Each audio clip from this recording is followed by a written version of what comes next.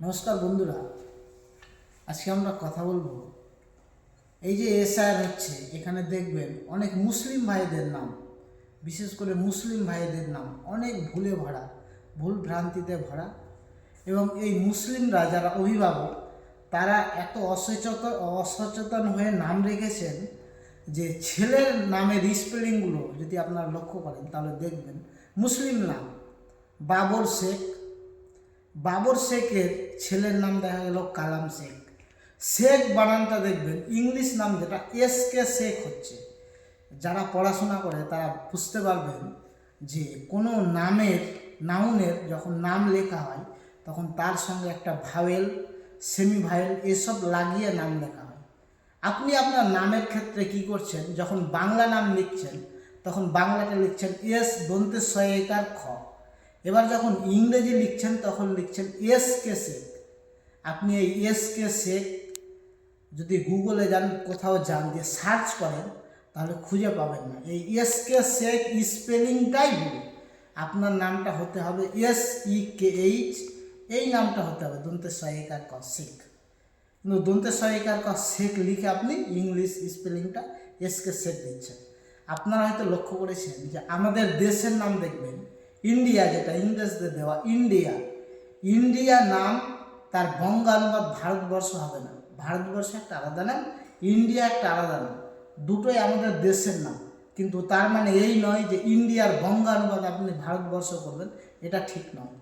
নামের কখনো বঙ্গানুবাদ হয় না, নাম একটাই থাকবে।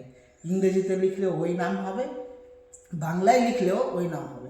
আবার অনেক বুদ্ধিমান আছে, বুদ্ধিমান গার্জেন, ওনাদেরকে বলবো, ওরা একদম মূর্খ, কিছুই জানে না, কিন্তু ওদেরকে আমি বুদ্ধিমান বলবো যে যখন নিজের নাম লিখছে দেখবেন মোহাম্মদ কালাম, নামটা লিখছে মোহাম্মদ কালাম, ময়কার MOHA দিয়ে পুরো কমপ্লিট লিখলো। তারপরে যখন ও বাংলায় লিখছে তখন লিখছে ময়কার হয়াকার বিসর্গ, মানে নিজে থেকে নামটাকে শর্ট করে দিচ্ছি। তারপরে মোহাম্মদ ময়কার হয়াকার বিসর্গ। ইংরেজিতে যখন লিখছে তখন লিখছে MD দিয়ে কালাম লিখছে। এই ধরনের নামগুলো আপনারা রাখা বর্জন করুন।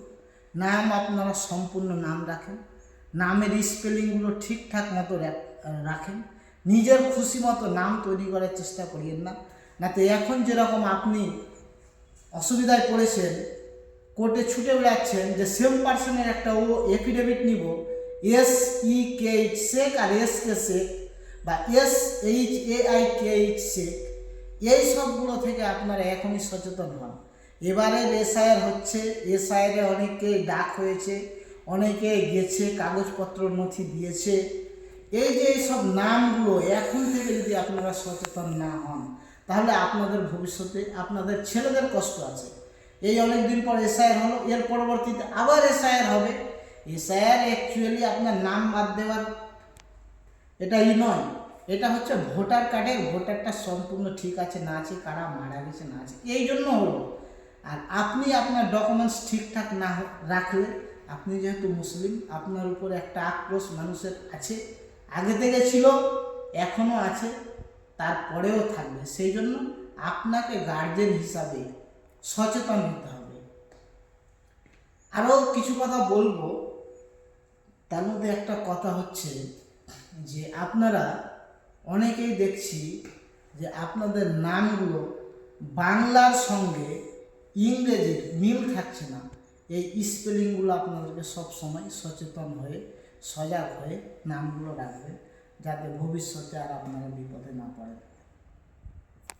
আরও কিছু গুরুত্বপূর্ণ কথা হচ্ছে যে আপনারা দেখবেন, আপনারা যখন নাম রাখছেন তখন আপনার নাম হচ্ছে আবেদিন শেখ, আপনি আবার কি করছেন, আপনার ছেলে নাম রাখছেন নূর ইসলাম বা নুরুল হুদা হোসেন।